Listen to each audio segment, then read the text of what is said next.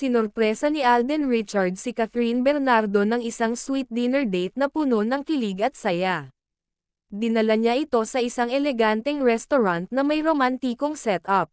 Pagdating ni Catherine, nagulat siya nang makita ang lamesang may kandila at bulaklak.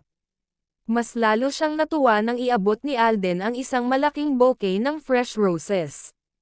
Habang kumakain, masaya silang nagkwentuhan at nagtawanan, makikita ang kilig at saya sa mukha ni Catherine dahil sa sorpresang ito na di niya inaasahan. Ramdam ang chemistry nila habang palihim na nagpapalitan ng matatamis na ngiti. Sinigurado ni Alden na magiging espesyal ang gabi para kay Catherine. Napaka-sweet ng gesture na ito, kaya naman maraming fans ang kinilig nang malaman ito.